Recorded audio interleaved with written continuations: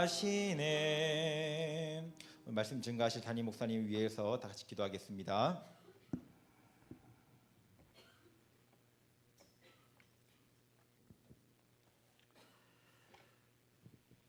네, 시간이 되었습니다. 주학에 맞춰 묵상 기도하심으로 수요일 밤 예배 시작하겠습니다.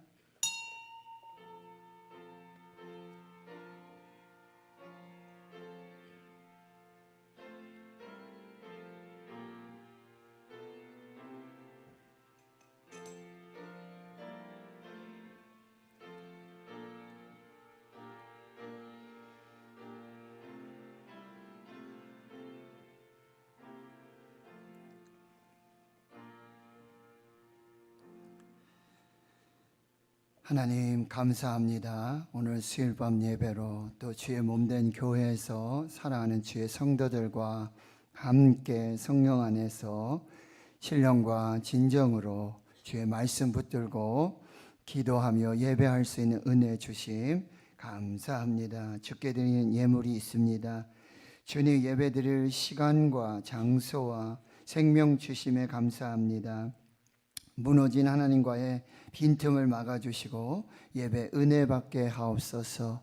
주 앞에 믿음으로 드리는 이 귀한 예물 받으시고 여기 함께 모여 예배하는 주의 성도들이 자신의 몸을 거룩한 산제물로 하나님이 받으시는 거룩한 제물 되는 복된 예배가 되게 하옵소서. 성령님 진리의 말씀을 듣게 하여 주시옵시고 영안을 열어주시며 우리 마음밭에 새겨서 그 말씀이 생명 되게 하옵소서.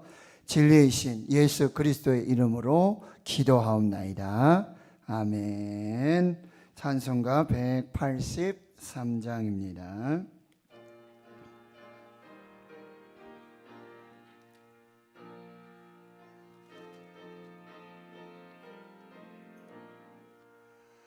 빈들의 마른 풀꽃이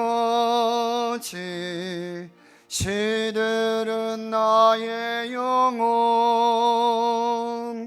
주님이 약속한 성령 간절히 기다리네.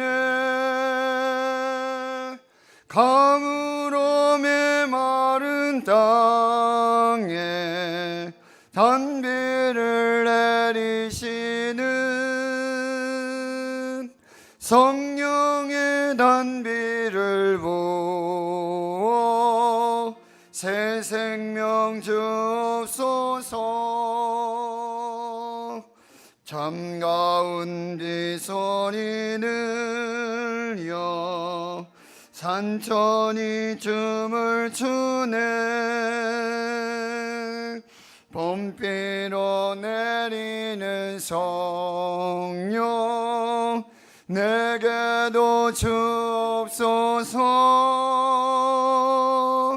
가물어 메마른 땅에 단비를 내리시듯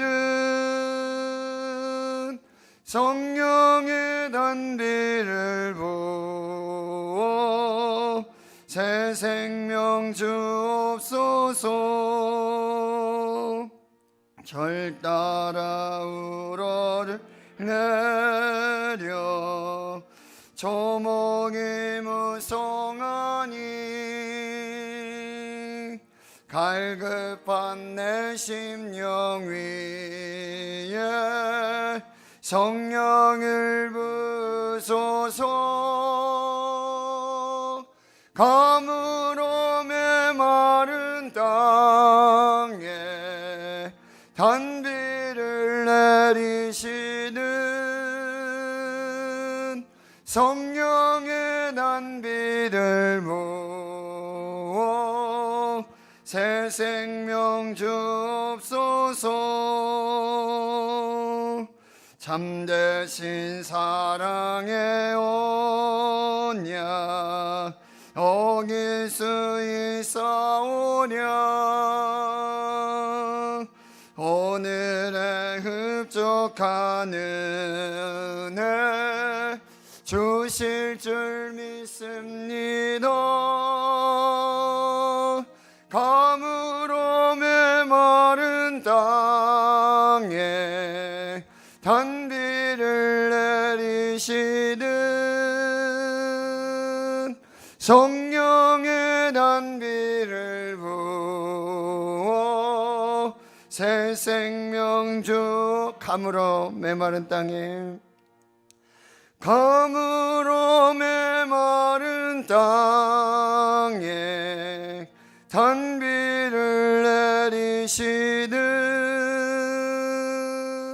성령의 단비를 부어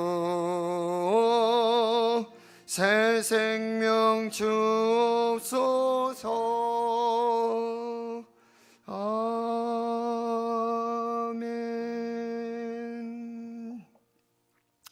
이정희 권사님 예배를 위해 기도 인도해 주시겠습니다.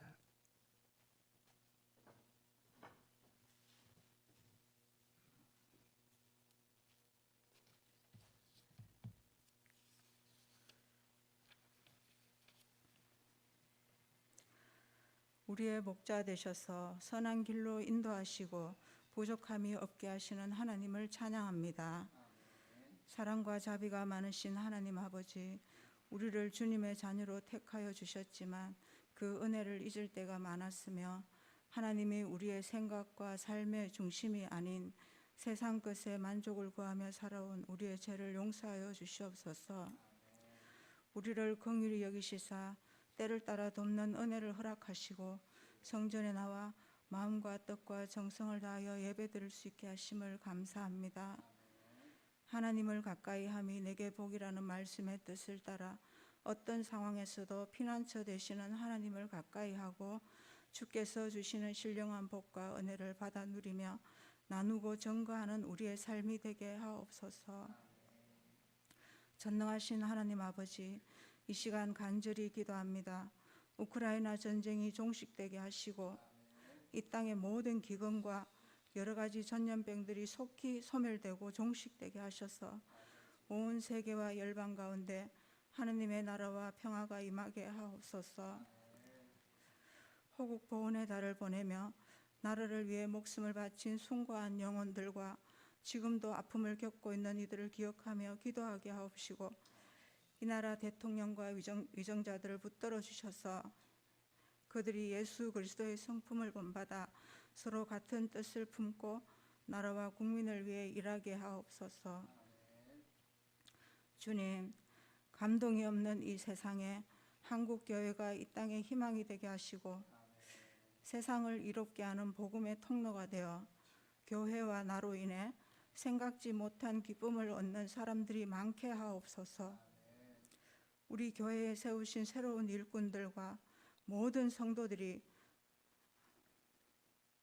처음 우리를 불러주셨던 그때의 겸손한 모습을 기억하게 하옵시고 두렵고 떨리는 마음으로 받은 직분을 순종함으로 잘 감당하게 하옵소서. 교회를 사모하는 마음을 주시고 모든 예배가 우선이 되어 성령 충만한 교회, 합력하여 선을 이루는 하나님이 보시기에 아름다운 우리 교회가 되게 하옵소서. 습관을 따라 기도하신 예수님처럼 우리도 기도가 몸에 배게 하셔서 온 성도가 성령 안에서 자녀와 가정과 교회와 나라를 위한 합심 기도로 하나님의 크고 놀라운 역사를 보게 하옵소서. 사랑의 주님, 우리 교회 학교와 다음 세대를 축복하여 주옵소서. 부교육자들과 교사들에게 지혜와 명철을 주셔서 성령 충만케 하시고 학생들과 한마음 한뜻이 되어 풍성한 열매를 맺어가게 하옵소서. 질병으로 고통하는 환우들과 경제적으로 어려움을 겪고 있는 성도들을 위로하여 주옵시고 치유와 회복의 역사가 있게 하여 주시옵소서. 여러모로 흩어져 있는 신원의 하늘 가족들을 하나님 날개 아래 보호하여 주시고 그들이 부르신 곳에서 먹든지 마시든지 무엇을 하든지 다 하나님의 영광을 위하여 하게 하옵소서. 이 시간 진리의 말씀을 전하실 목사님에게 영육간의 강건함을 허락하여 주옵시고 성령 충만케 하셔서 능력의 말씀이 선포되게 하옵시고 상한 심령과 갈급한 우리의 심령에 위로와 은혜, 축복의 말씀이 되게 하옵소서.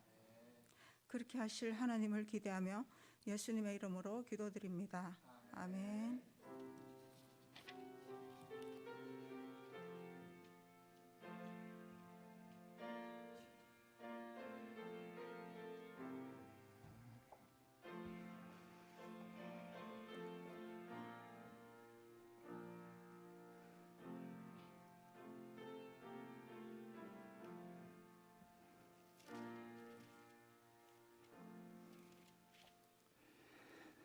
네, 오늘 우리에게 주신 하나님의 말씀, 신약성경 요한복음 18장 33절에서 38절까지 말씀. 신약성경 179페이지 요한복음 18장 33절에서 38절까지 우리 함께 한 목소리로 하나님의 말씀을 봉독하겠습니다. 시작. 이에 빌라도가 다시 관정에 들어가 예수를 불러 이르되 내가 유대인의 왕이냐? 예수께서 대답하시되 이는 내가 스스로 하는 말이냐? 다른 사람이 나에 대하여 내게 한 말이냐? 빌라도가 대답하되 내가 유대인이냐? 내 나라 사람과 대제사장들이 너를 내게 넘겼으니 내가 무엇을 하였느냐? 예수께서 대답하시되 내 나라는 이 세상에 속한 것이 아니니라. 만일 내 나라가 이 세상에 속한 것이었더라면 내 종들이 싸워 나로 유대인들에게 넘겨지지 않게 하였으리라. 이제 내 나라는 여기에 속한 것이 아니니라. 빌라도가 이르되 그러면 내가 왕이 아니냐? 예수께서 대답하시되 내 말과 같이 내가 왕이니라. 내가 이를 위하여 태어났으며 이를 위하여 세상에 왔나니 곧 진리에 대하여 증언하려 함이로라. 무릇 진리에 속한 자는 내 음성을 듣느니라 하신대 빌라도가 이르되 진리가 무엇이냐 하더라. 아멘. 기도하고 말씀 받습니다. 하나님 감사합니다. 성령 강림 주일에 한 해 가족 우리 대구 신은교회 함께 모여서 예배할 때 성령 충만함으로 역사에 주심 감사하고 눈을 열어 보게 하시고 귀를 열어 듣게 하시며 성령의 충만함을 받고 성령의 말하게 하심을 따라 서로 찬양하고 기도하고 칭찬하고 축복하며 하나님 은혜 안에 살게 하다가 하나님 이제 각각 흩어진 교회로 삶의 처소에서 하나님을 영접하여 모시고 예배하는 그 베델의 예배자로 하나님 예배하게 하셨다가 오늘 또 수요일 밤 이렇게 주의 몸된 성전에 불러주신 은혜를 감사합니다. 갈급한 예배자들, 목마른 예배자들, 상한 심령의 예배자들, 영이신 하나님께 영과 진리로 하나님 받으시는 합당한 예배 드릴 수 있도록 역사하여 주시옵소서. 말씀하여 주옵소서. 종이 듣겠나이다. 성령이 교회와 성도들에게 주시는 그 말씀으로 살게 하옵소서. 감사드리옵고 예수님의 이름으로 기도하옵나이다. 아멘. 사랑하는 성도 여러분 행복하십시오. 성령 충만하십시오. 하나님 우리 아버지와 우리 주 예수 그리스도로부터 은혜와 평강을 축복합니다. 아멘. 저는 오늘 굉장히 많이 설레이는 마음으로 서울서 대구로 내려왔습니다. 근데 역시 대구가 덥더라고요. 벌써 많이 덥고 그리고 오늘 예배 드릴 생각에 많이 설레였습니다. 여러분 저 안 보고 싶으셨습니까? 아니 박열매 사모는 뭐 하루 이틀 좀 비었더니 또 뭐 몸이 안 좋다고 뭐 몸이 아팠다고 참 이렇게 하루 이틀 비워도 이렇게 몸이 아프니 큰일입니다. 예. 또 새벽에 또 말씀 전해주신 우리 배재영 목사님 너무 감사드리고 100주년 기념관에 가서 이제 잠을 잤어요. 그래서 어제 새벽에는 뭐 별 이야기가 없더라고요. 근데 오늘 새벽에 갑자기 막 찬송 소리가 막 들리는 거예요. 주님 오셨는 줄 알았어요. 그랬더니 그 제가 묵는 그 방 5층에 소예배실이 있었는데, 역시 대한민국 목사님들은 어딜 가시든지 거기에 모여서 찬송 부르고 새벽 기도하고 계신, 주님 오신 줄 알았어요. 나팔 올리는 줄 알고 빨리 그냥 옷 챙겨 입을까 하다가, 주님 저는 누워서 예배 드리겠습니다. 우리 어떤 집사님이 그러신다며, 그렇죠? 우리 교회 집사님이 새벽 예배 온라인 하면 자기 부인은, 아내는 또 이제 5시에 온라인으로 예배 드리는데 그 남편은 하면은 아멘 하고 도로 잔다면서요. 예. 아, 목사님들 참 그래, 한국 교회 역시 살아 있구나. 충신교회 가서 D6 신명기 6장 4절에서 9절까지 말씀으로 그 교육 명령, 너는 이 말씀을 내 마음에 새기고, 그리고 내 자녀에게 부지런히 앉을 때든지 일어날 때든지 길을 갈 때든지 집에 있을 때 밖에 있을 때든지 가르치고, 그리고 내 이마에 표로 삼고 내 손목에 메었어. 그리고 좌우 문설주에 기록해라. 아, 정말 많은 도전과, 그런데 난 충신교회 보고 정말 놀랐어요. 처음 가봤거든요. 동부 이촌동에 처음 가봤는데 우리 교회만 해요. 사이즈가 우리 교회만 해요. 본당이 우리 교회밖에 안 돼요. 그리고 총회장님이 나오시고 거기서 지금 한국 교회를 섬기는 정말 교회학교, 충신, 벌써 한 30년 전부터 아기 학교를 했고 부모학교, 교사대야, 아무튼 참 이 다음 세대를 살리는, 부모님들을 세워서 부모가 그 가정의 제사장이 되고 교사가 돼서 주체자가 돼서 그렇게 교회와 연합해서 그 교회를 세워가는, D6가 이제 미국에서 30년 전부터 시작이 됐는데 그게 이제 미국으로, 유럽으로, 그리고 아시아로 흩어져 가는데, 또 대한민국의 많은 교회들 절박한 심정으로, 절박한 마음으로 생각을 해보세요. 어떤 론 헌터 그 대표 목사님이 우리가 한 200명쯤 모였는데 3분의 2를 다 일어나라 그랬어요. 3분의 2를 일어나라요. 그럼 여기 절반만 일어나도 벌써 많잖아요, 그죠? 그런데 3분의 2를 이런데 그런 통계가 있다고 그러는데, 지금 앞으로 3분의 2가 다 교회를 떠난다는 거예요. 교회를 떠나서, 다음 세대가 교회를 떠나서 이만큼이 떠나갑니다. 그러니까 눈에 확 들어오는 거죠. 체감이 확 오는 거죠. 그런데 가서 하나님 없이 살다가 힘들고 지쳐서 탕자처럼 돌아오는 사람이 그 중에 한 절반. 나머지는 영원히 떠나가는 거예요. 근데 어떤 사람이 떠나가냐면 모태신앙이고 교회 학교 잘 다니고 고등학교 3학년 때까지 신앙생활 잘하던 아이들이 그렇게 떠나간다는 거예요. 청년부가 되면서. 참 너무나 이제 안타까운 현실들. 그런데 여러분 생각해 보세요. 여기서도 지금 우리 공사연 전사님이 제일 어리죠.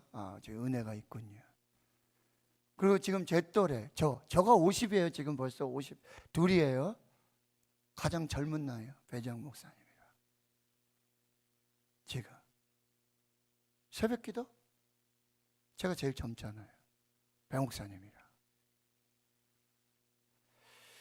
어떤 목사님이 30년 단위 목회를 하시다가 도저히 기존의 교회의 어떤 성도들의 변하지 않는 삶, 30년을 목회하는, 그렇다고 뭐 그냥 목회한 게 아니라 정말 자신도 최선을 다해서, 정말 최선을 다해서 하나님 앞에서 정말 양심을 걸고, 목회에 대한 양심을 걸고 그렇게 목회했는데 교회가 싸워서 갈라지고 성도들이 싸우고 뭐 이만저런 저만저런.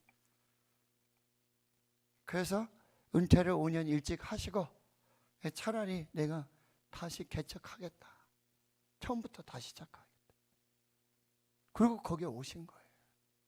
뭐 있을까? 뭐 좀 방법이 있을까? 뭐 좀 할 수 있을까? 이 붙들고 오셨더라고요. 머리가 희끗하신 거예요. 한국 교회가 앞으로 정말 어떻게 우리 다음 세대가, 자녀 세대들이, 그리고 이제 또 우리가 새롭게 발견한 것 중에 제가 다시 도전받은 것 중에 하나가 뭐냐면 이 조부모 세대를 70대면 다 은퇴하시고 뭐 이것도 못하고 저것도 못하고 뭐 그렇게 되는데 그분들이 바로 다음 세대를 살리는, 교회 학교를 살릴 비밀병기다. 최고의 비밀병기다. 그들의 신앙, 그들의 인성, 그들의 경험들을 가지고 교회 학교에 손자녀 세대의 신앙 교사로서, 가정에서도 마찬가지고 교회에서도 마찬가지고. 그때도 우리 지금 권사님들이 걱정을 하시는 것 같아요. 은퇴하신 권사님들이 지금 걱정하시는 눈으로 절 보시는 것 같아요. 아, 목사님 또 우리를 불러서 또 뭐 어떻게 해보시려고 하는가 보다. 예, 뭘 해보도록 하긴 할 거예요. 기대하시고. 아무튼 우리 다음 세대, 자녀 세대를 위해서 우리가 정말 지금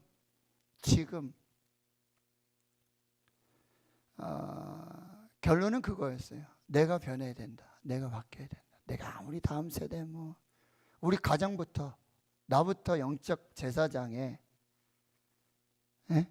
역할들을 하고 우리 가정에서 예배 드리고 우리 자녀들.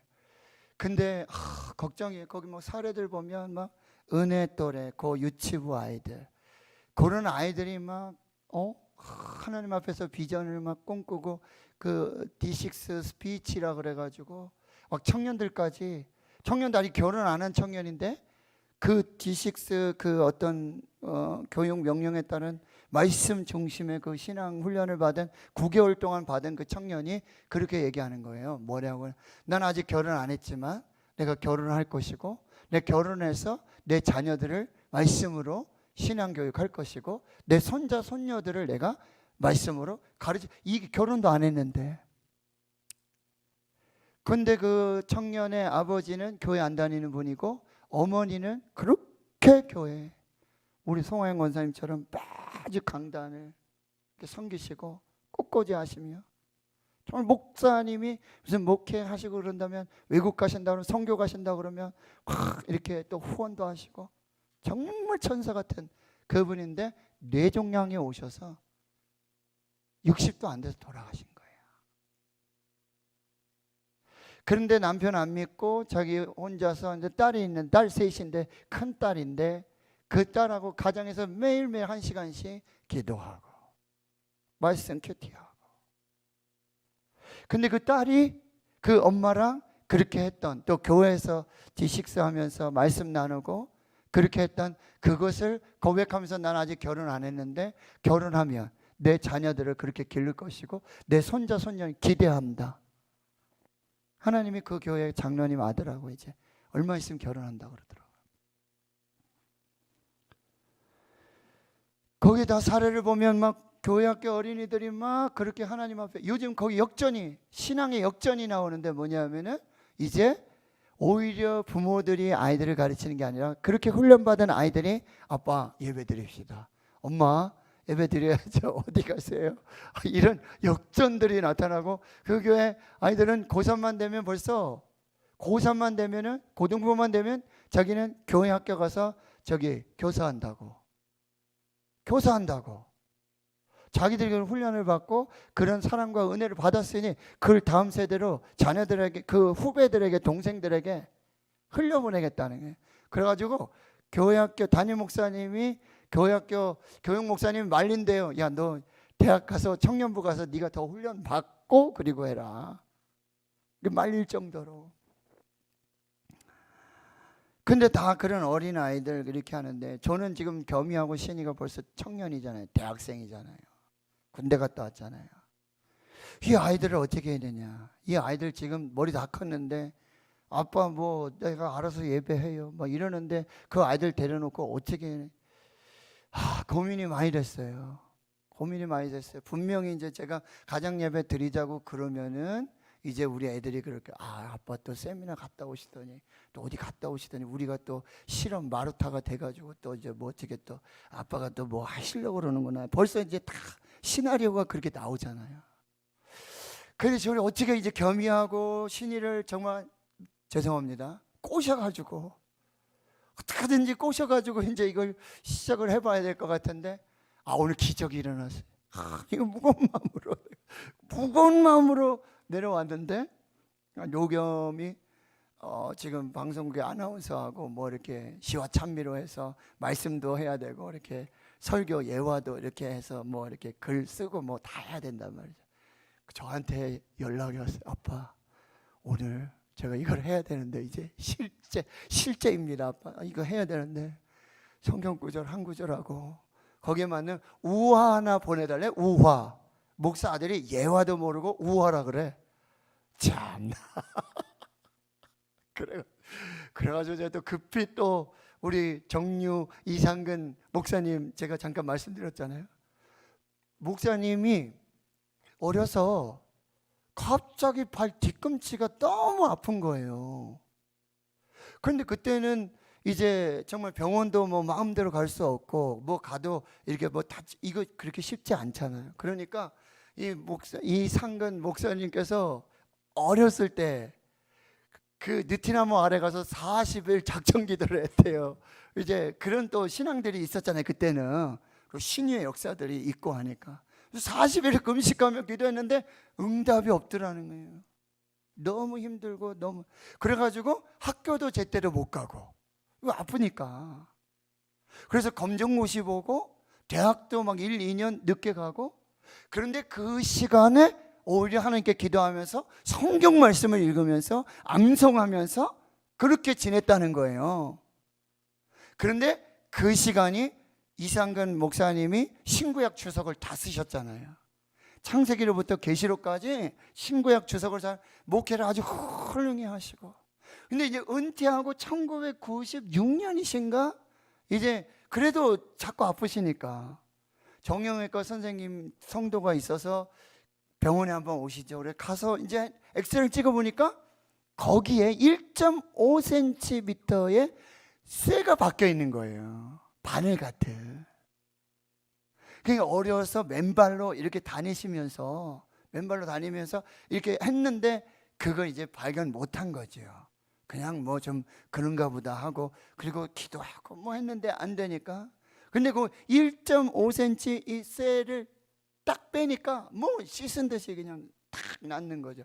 그래가지고 목사님이 그 후로 그 1.5cm 바늘 같은 쇠 이거를 들고 다니면서 간증을 하신다는 거예요. 이 가시가 사도 바울이 육체 가시를 위해서 3번 기도했지만 하나님이 뭐라고 말씀해? 내 은혜가 하나님의 은혜가 너에게 족하도다. 약할 때가 하나님께서 내 육체에 가시를 주셔서 그 가시가 나로 하여금 하나님 붙들게 했고 기도하게 했고 말씀 붙들고 그렇게 했기 때문에 지금의 그런 주석을 쓰고 그런 목회를 했던 그 은혜였다. 이 내용이 있어서 제가 읽었던 기억이 있어서 이걸 착 해가지고 보내줬어요. 그랬더니 아까 전화가 왔어요. 예배 전에. 어디니? 그래서 나 지금 교회에 있다.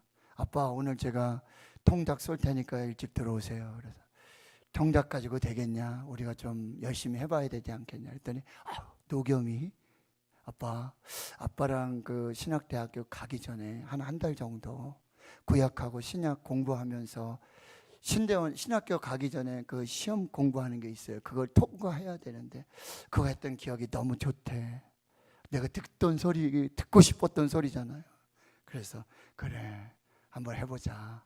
그 우리 매일매일 그랬더니 엄마는 뭐 시장 가고 그러면 바쁘다 그러면 야 그럼 신이도 해야 되지 않겠냐. 그러니까 신이도 뭐 학교 가고 뭐 그러면 빼주고 아빠하고 나하고 일단 한번 시작해 보자고. 그래서 할렐루야 속으로 할렐루야. 하나님이 참 이 마음을 이렇게 받아주시는구나. 기뻐하시는구나. 그래서 오늘부터 9시에 겸이 요즘 5시에 일어나가지고 5시 반에 출근하거든요. 아침에는 아빠가 제가 출근하고 너무 힘드니까 바빠서 그러니까 그리고는 저녁에 그럼 우리 9시 매일 9시에 그리고 너 지금 청년부에서 D6 그 말씀 공부하지? 아빠도 수요일마다 그거 설교한다. 그 말씀 가지고 우리가 매일매일 교태하자. 좋아요. 9시 하고 통닭 먹어요. 그게 먼저인지 통닭이 먼저인지는 잘 모르겠는데 아무튼 근데 제가 오면서 목사님께서 또 강의해 주시고 했던 목사님, 그 목사님 말고 10년, 20년, 30년 목회하는데 목회를 하는데 한 10년까지 은혜 주셔서 이렇게 부흥하는데 10년만 되면 정체기가 오고 너무 싸우고 지지고 볶고 막 교회 가니 너무너무 스트레스 받아. 뭐가 문제일까? 내가 하나님 말씀을 내가 제대로 전해야 되는데, 내가 그 말씀으로 변화돼야 되는데. 이 말씀하시고 문둥병자 나병 환자가 예수님 와셔서 손 내밀어서 안수해 주시니까, 근데 나병 환자 만지면은 부정이거든요. 만져서는 안 되거든요. 나병 환자도 알고 예수님도 알고 다 알아요. 그런데 주여 원하시면 나를 깨끗하게 하실 수 있습니다. 내가 원하노니 깨끗함을 받아라. 손을 내밀어. 그러면서 이제 손을 내밀어. 내 문제로 해결할 수 없는 나병 해결할 수 없어요. 불치병이에요. 그런 문제, 그럼 예수님의 손을 얹어서 우리 성도들 가운데 자신의 힘으로 해결할 수 없는, 도저히 해결할 수 없는 그 문제들 예수님의 손 얹어서 그거 어떻게 할까? 그래서 그 목사님이 그날부터 그 말씀을 자신에게 적용해가지고 일어나자마자, 새벽에 일어나자마자 제일 먼저 자기 자신에게 손을 얹어서 안수하고 축복하고 기도하고, 그것을 설교했을 때 성도님들한테 물어봤을 때요, 나 이렇게 해서 간증이 있는데 여러분들 이 설교 듣고 내일부터 그러면 아침에 일어나서 새벽에 손 얹고 기도할 사람 손들 다 손들더래요. 그런데 정말 그 역사들이 막 곳곳에서 간증의 역사들이. 그래가지고 제가 어제 그 말씀을 듣고는 저도 오늘 새벽에 일어나서 제가 제 머리에 셀프 안수하면서 여기 이제 다음 주에 또 여기 구강내과 또 검사하고 또 이거 가야 되는데, 하나님 이거 내 힘으로 안 돼요. 과거로 안 됩니다. 의술로 안 됩니다. 하나님 치료해 주십시오. 안수하고 겸이 노겸이 하나님 우리 힘으로 안 됩니다. 하나님 안수해 주십시오. 축복해 주십시오. 오늘 새벽에 박열매 또 노신 안 받지만 그러나 축복하고 기도했어요. 그런데 오늘 하나님께서 그런 역사들, 자, 손 한번 들어보세요. 내일부터 내가 예수님의 예수님의 손으로 내가 안수하며 기도하겠다는 분 손 들어보세요. 할렐루야. 믿음대로 될지어다. 믿음대로, 믿음으로, 말씀대로. 그래서 우리가 오늘 진리가 무엇이냐? 지금 예수님이 지금 빌라도 앞에서 간장에서 재판석에서 지금 재판을 받고 있습니다. 그런데 37절에 38절에 예수님이 이제 빌라도가 예수님한테 이렇게 물어보잖아요. 내가 왕이 아니냐? 네가 왕인데, 유대인의 왕이라고 그러는데. 그런데 예수님은 또 다른 얘기 하시잖아요. 내 나라는 여기 속한 게 아니라 내 나라는 또 다른 곳에 속했고, 뭐 이런 얘기를 하시잖아요. 내 나라가 여기 속했다면 내 종들이 와서 싸워서 내가 지금 네 앞에 이렇게 십자가에 못 박히도록 넘겨지지 않았을 것이다. 아니 그럼 네가 왕이 아니냐라고 이렇게 말하고 있지 않습니까? 그랬더니 예수님이 37절 내 말과 같이 내가 왕이니라. 내가 이를 위해 태어났으며 이를 위해 세상에 왔나니, 그 다음에 아주 중요한 말씀을 하세요. 진리에 대하여 증언하려 왔다. 진리에 대해서 증언하려 왔다. 그리고 진리에 속한 자는 내 음성을 듣느니라. 이 진리, 갑자기 뭐 재판 얘기하고 나라 얘기하더니 뭐 왕이냐 아니냐 이런 얘기 하시더니 진리에 대해서 얘기해. 내가 진리에 대해서 증언하러 왔다. 그리고 진리에 속한 자는 내 음성을 듣는다. 그랬더니 빌라도가 진리가 무엇이냐? 진리가 무엇이냐라고 질문을 하고 있다라고 하는 것이죠. 자, 우리는 이제 한 달 동안 예수 그리스도에 대해서 다시 이제 공부를 하게 될 거예요.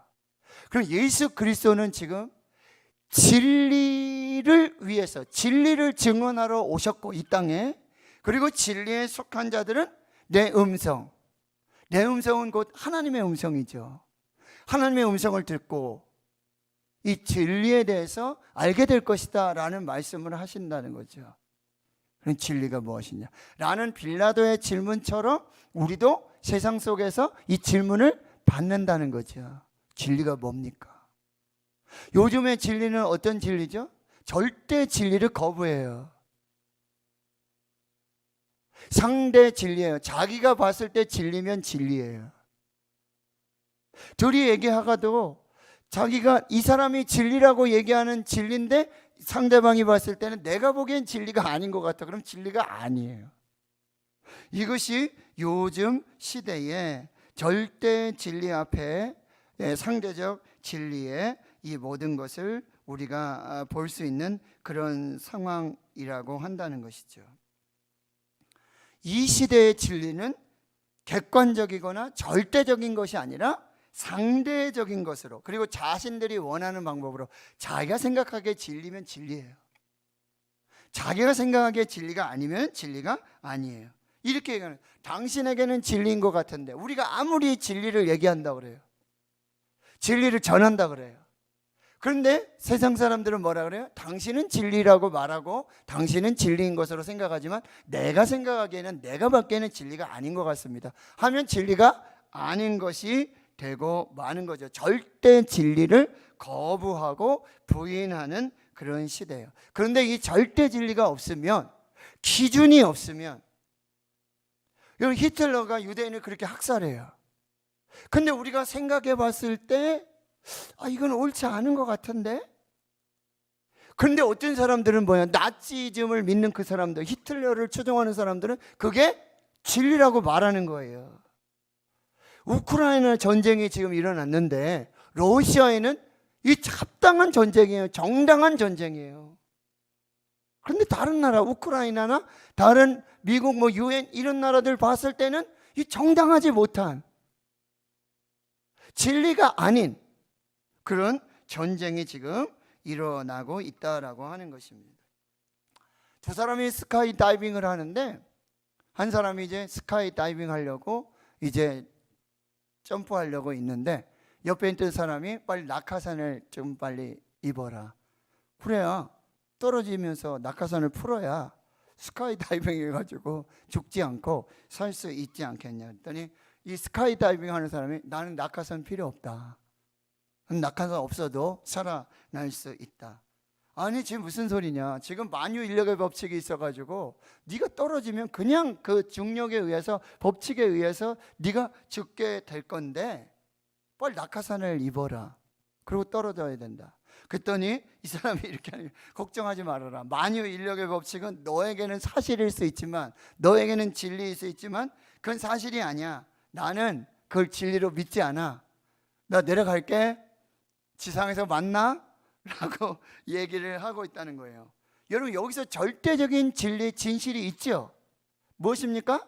만유 인력의 법칙이라고 하는 불변하는 법칙, 진리, 진실이 있어요. 그런데 여기에서도 뭐요? 개인적인 선호하는 것이나 개인적인 의견의 차이가 분명히 존재하고 있죠. 요즘 시대가 이렇다는 얘기예요. 그리고 또 하나 예를 들어보면, 여러분 여기 지금 잘 익은 수박이 있다고 보세요. 수박 얘기를 하니까 수박이 먹고 싶어지는데, 수박, 시원한 수박, 잘 익은 수박. 근데 내가 보기에는 수박 잘라서 먹으면 잘 익었고 너무 맛있을 것 같아. 근데 한 친구는 이렇게 얘기하는 거예요. 아니야, 그 수박 속에 지금 구더기가 들끓고 있어. 내가 보기에 지금 이 수박은 골병든 수박이고 먹으면 안 될 것 같아. 의견이 나눠졌어요. 자, 그럼 이럴 때는 어떻게 해야 될까요? 각각의 지금 믿음이 다르잖아요. 각각의 지금 수박을 보는 이런 관점이나 이게 다르잖아요. 그렇죠? 근데 여기서는 누가 옳다, 누가 틀리다 이렇게 할 수가 없어요. 둘 다 맞을 수도 있고 둘 다 틀릴 수도 있어요. 이럴 땐 어떻게 하죠? 그렇죠. 이럴 때는 어떻게 해야 돼요? 잘라보면 되잖아요. 잘라보면, 이제 속을 들여다보면 수박을 썰고 나면은 잘못된 믿음이 뭔지가 드러내고 진실이고 진실이 아닌 게 발견될 거 아니에요. 그렇죠? 이렇듯이 진리는요, 그냥 추상적인 생각, 희망적인 생각, 무의미한 믿음이 아니라는 거예요. 진리는 절대적이고 진실하고 그리고 실제로 알 수 있는 사실이라고 한다는 거예요. 그럼 진리는 뭐예요? 하나님이 진리십니다. 하나님의 말씀이 진리고, 말씀이 육신이 되어 우리 가운데 거하시는 하나님의 아들 예수 그리스도가 진리이신 거예요.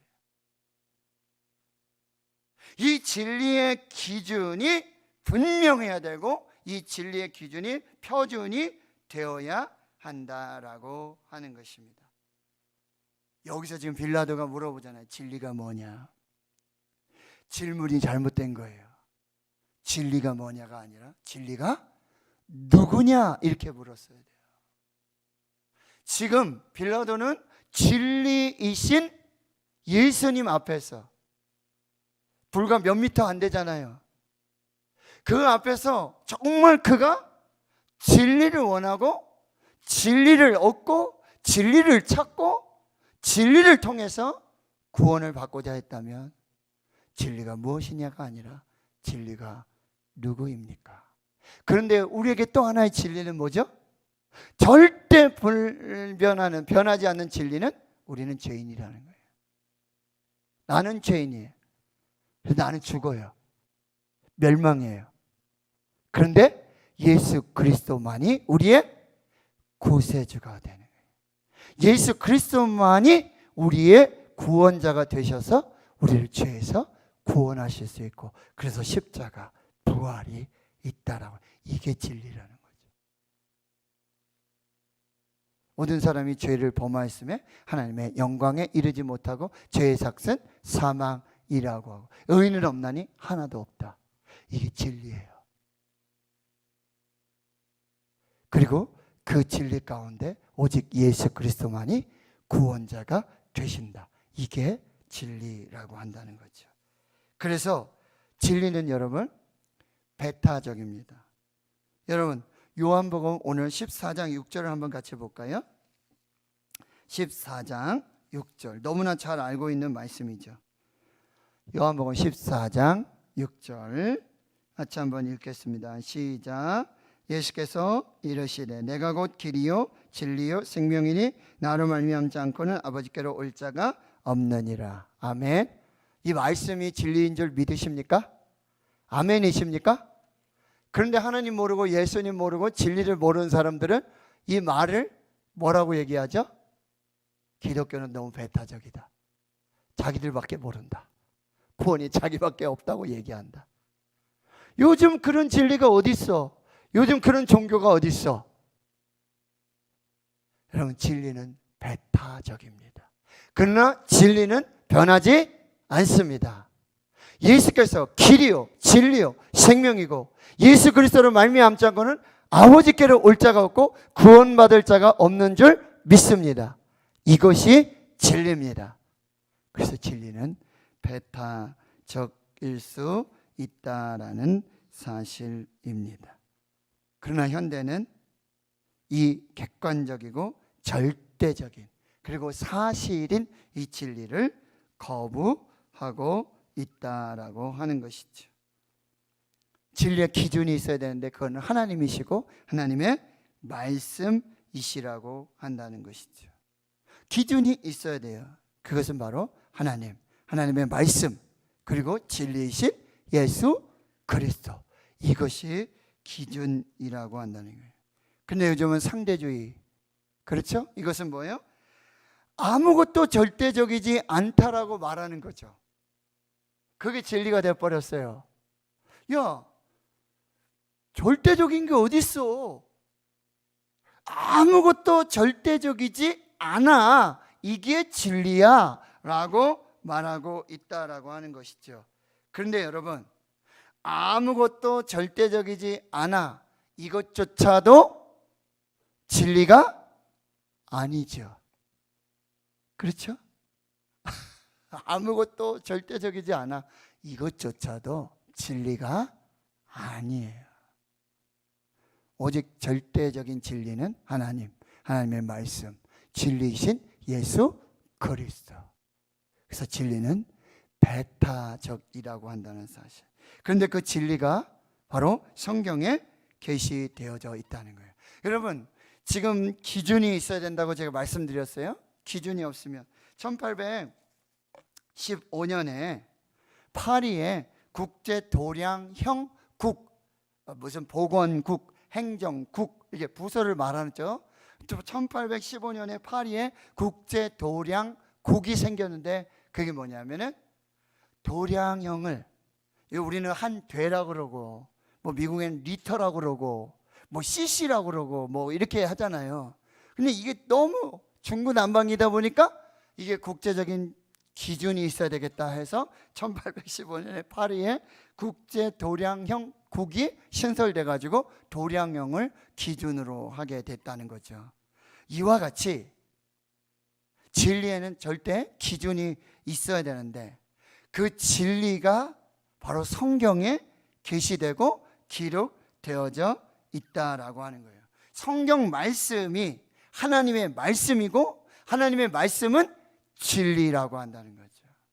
이것이 기준이 되어야 돼요. 여러분, 동성애법, 차별금지법, 창조 질서를 거부하고 부인하는 이것의 기준은 하나님의 말씀이에요. 하나님의 말씀은 진리이고 하나님의 말씀은 거룩하세요. 이게 기준이어야 돼요. 이것은 그리스도인에게만 기준이 아니라 하나님을 믿고 예수를 믿는 사람에게만 성경이 진리의 기준이 아니라 하나님을 믿지 않더라도 예수를 믿지 않더라도 성경의 말씀은 하나님의 계시의 완성이신 이 하나님의 말씀은 진리라는 사실. 이 진리가 기준이 돼야 돼요. 자, 요한복음 17장 17절을 보겠습니다. 요한복음 17장 17절. 자, 17장은 예수님의 대제사장적 기도잖아요. 십자가를 앞에 두고 예수님이 기도하신 전체 내용이에요. 17절 같이 읽습니다. 시작. 그들을 진리로 거룩하게 하옵소서. 아버지의 말씀은 진리니이다. 여러분, 예수님이 내가 곧 길이요 진리요 생명이고 나를 말미암 자고는 아버지께로 올 자가 없느니라 말씀하셨잖아요. 근데 그렇게 말씀하신 그 진리가 어디에 기록되어 있냐? 바로 하나님의 말씀에 기록되어 있다는 거예요. 하나님의 말씀은 거룩하고 하나님의 말씀은 진리라고 지금 예수님께서 말씀하고 있다는 거예요. 여러분, 근데 이 진리 안에 거할 때 비로소 자유함을 얻게 된다. 이 진리를 우리는 틀에 박아놓고 아주 규범이 되고 뭐 꼼짝달싹 못하게 하는 것이 아니라 그 진리가 뭐예요? 그 진리 안에 있을 때, 말씀 안에 있을 때, 말씀이신 예수님, 말씀이신 하나님 통해서 뭐예요? 참된 진리를 자유를 경험하게 되는 거죠. 자, 요한복음 8장 31절 32절 또 같이 읽습니다. 요한복음 8장 31절 32절. 자, 31절 32절 시작. 그러므로 예수께서 자기를 믿은 유대인들에게 이르시되 너희가 내 말에 거하면 참으로 내 제자가 되고 진리를 알지니 진리가 너희를 자유롭게 하리라. 할렐루야. 진리가 너희를 자유롭게 할 것이다. 진리는 자유예요. 하나님의 성품 중에 진리이신 하나님의 성품이 뭐예요? 자유예요. 하나님은 어디 이렇게 갇혀 계시는 분이 아니에요. 어느 틀에 이렇게 계시는 분이 아니에요. 하나님 자유하세요. 하나님은 그냥 하나님이세요. 다 하나님이세요. 이것이 진리의 자유함입니다. 진리를 우리는 막 억압시키고 이거 해야 된다, 이거 안 해야 된다, 이거 하면 안 된다, 이거 못한다.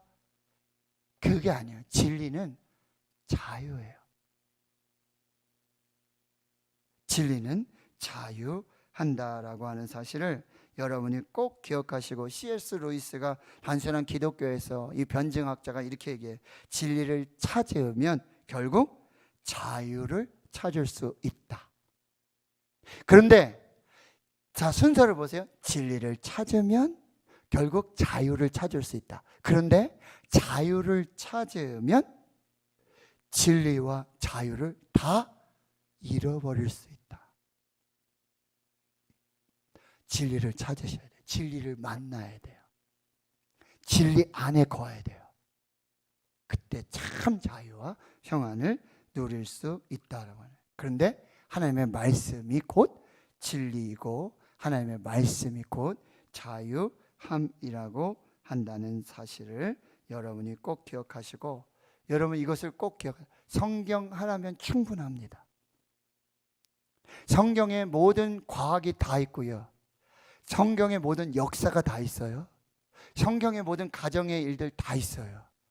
성경에 여러분 인간관계, 사회관계, 종과 주인의 관계, 재물의 관계, 성경 안에 다 있습니다. 이것을 여러분이 꼭 기억하셔야 돼요. 성경 하나면 충분해요. 성경 안에 자녀 교육 다 있습니다. 성경 안에 학교 교육 다 있어요.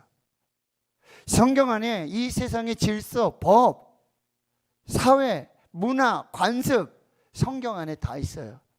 성경 하나면 여러분이 충분하다는 사실이에요. 그래서 구약 성경에는 신명기에 내가 너에게 명령하는 말을 너희는 가감하지 말아라. 여기에 덧붙이거나 빼거나 하지 말아라. 이거면 뭐예요? 충분하다라고 하는 거예요.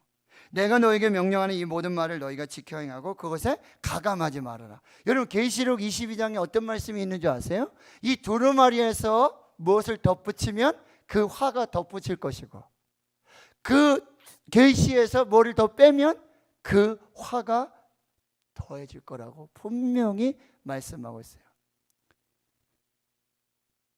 지금 통계를 내는데 우리 부모님들의 자녀들에 대한 신앙의 교육이 지금 어느 정도냐면, 우리나라 교육열 대단하잖아요. 그렇죠? 조기 교육에 해외에 엄청납니다. 그런데 신앙 교육은 저 밑에가 있는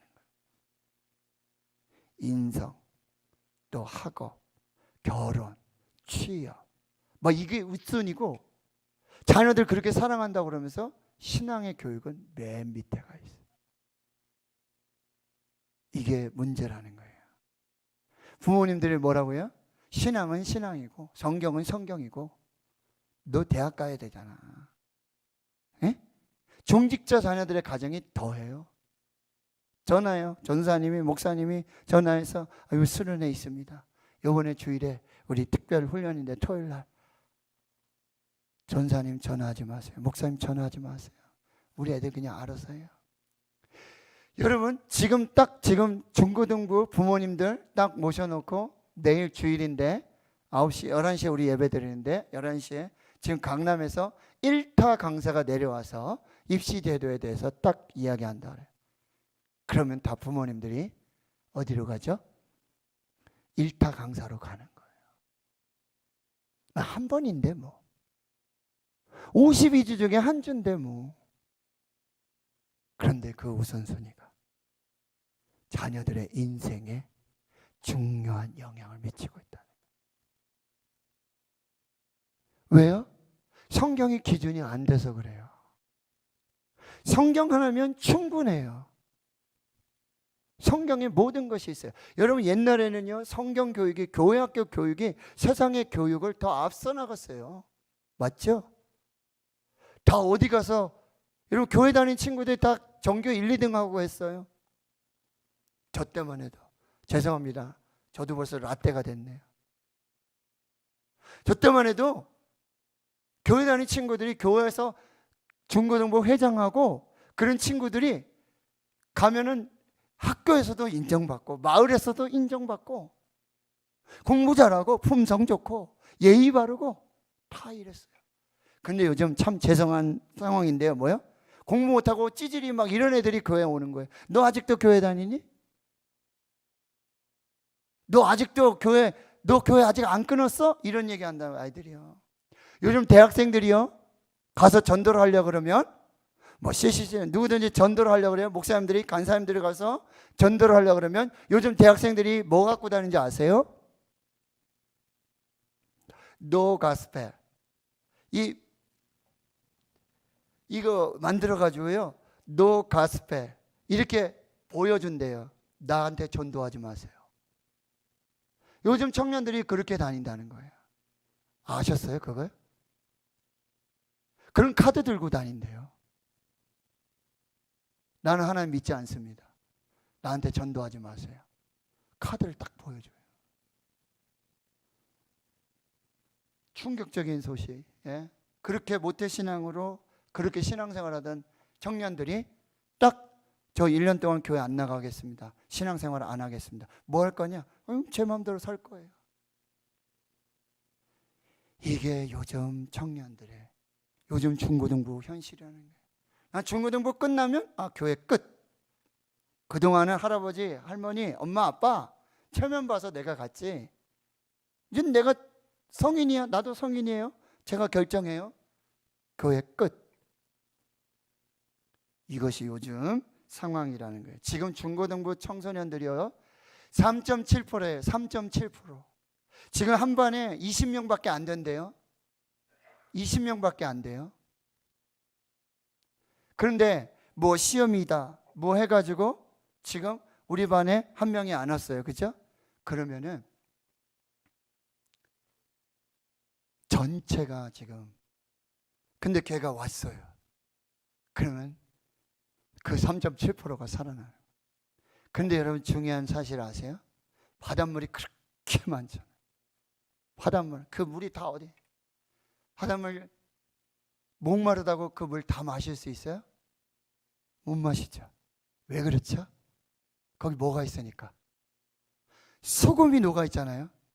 근데 그 소금의 농도가 얼마인지 아세요? 3.7%예요.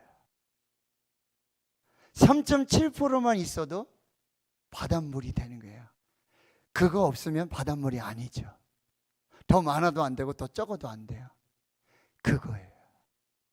우리의 희망이 있는 거예요. 그 아이들 살리면, 그 아이들 세우면 그 세대가 살고 부흥할 수 있다라는 사실. 이걸 우리가 꼭 기억하고, 또 얘기를 하다가 또 조금 빠졌는데, 성경이면 충분합니다. 우리 아이들 성경으로 충분히 가르칠 수 있어요. 성경 읽기 하면, 그리고 요약해봐. 다 국어되고요, 창조되고요, 문법, 창작 다 나와요. 영어 성경 보면 영어 문법 그거보다 더 좋은 거 없어요. 할 수 있어요. 창조론, 질환론, 과학 다 들어가 있죠. 성경 안에 다 있다라는 사실을 여러분이 꼭 믿고 그 성경으로 다시 돌아와야 되고, 부모님들이 먼저 성경을 여러분 잡아야 돼요. 성경 잡고, 성경 펼치고, 성경 읽고, 성경 묵상하고, 성경대로 살고. 왜 청년들이, 청소년들이 왜 교회, 야, 아버지 신앙생활하는 거 보면, 엄마 신앙생활하는 거 보면 교회 안 갈래요? 이렇게 얘기한다는 거예요.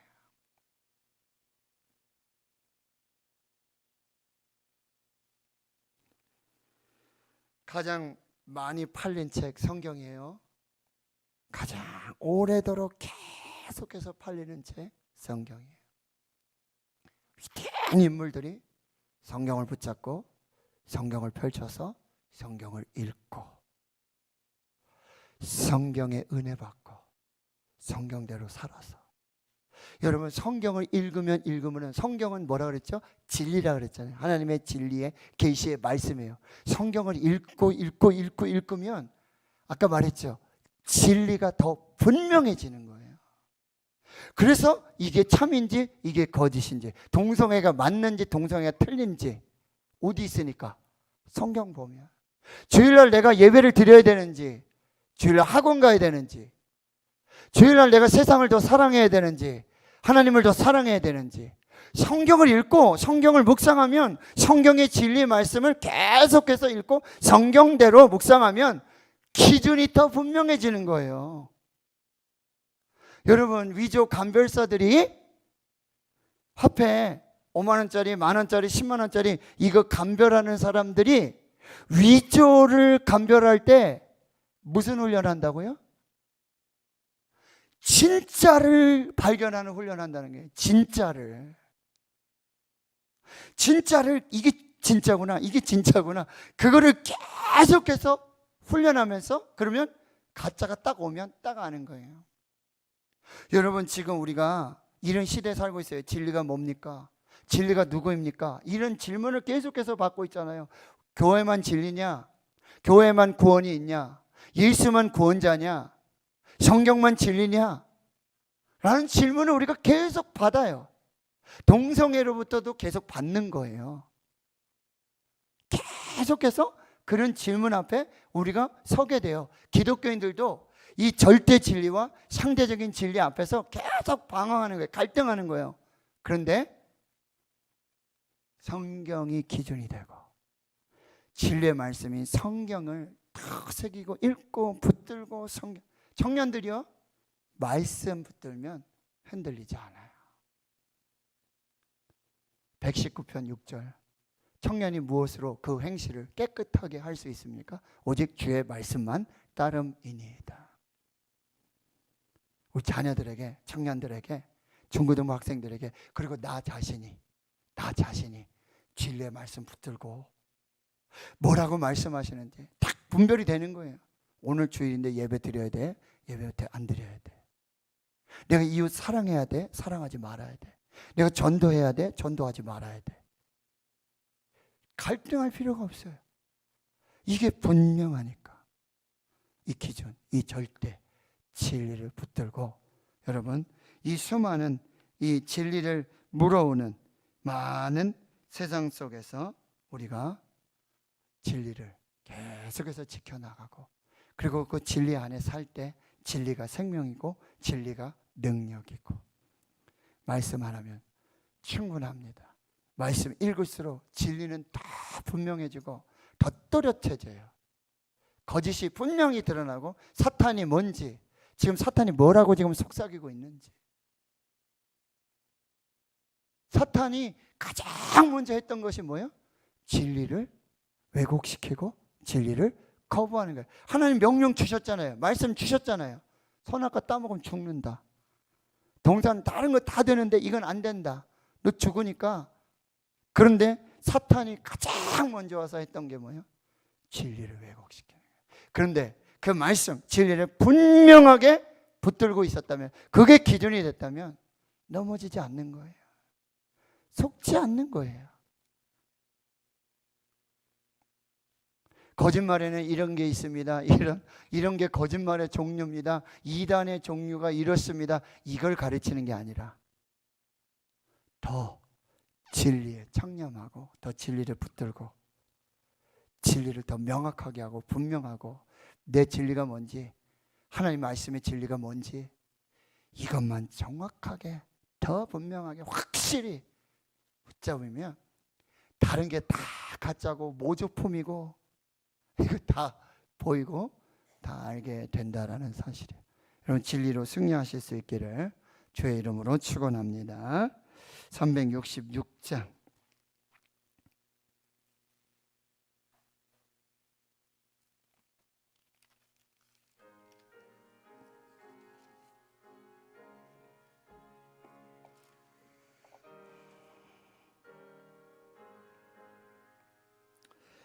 어두운 내 눈 밝히사 진리를 보게 하소서. 진리의 열쇠 내게 주사 참빛을 찾게 하소서. 깊으신 뜻을 알고자 엎드려 기다리오니 내 눈을 뜨게 하소서. 성령이여 막혀진 내 귀 여시사 주님의 귀한 음성을 이 귀로 밝히 들을 때에 내 기쁨 한량 없겠네. 기쁘신 뜻을 알고자 엎드려 기다리오니 내 귀를 열어주소서. 성령이여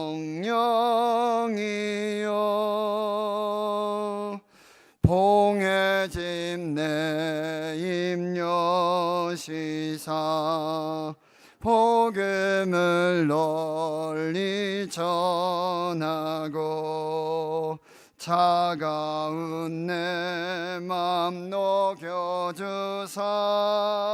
사랑을 하게 하소서.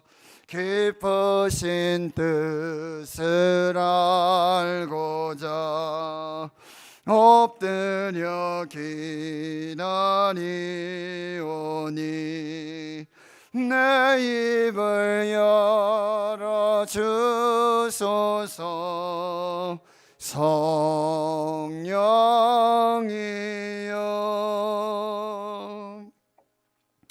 이제는 우리 구주 예수 그리스도의 은혜와 하나님 아버지의 무한하신 사랑하심과 성령의 내주 교통 충만하심이 이제로부터 영원토록 함께 하시옵기를 간절히 축원하옵나이다. 아멘.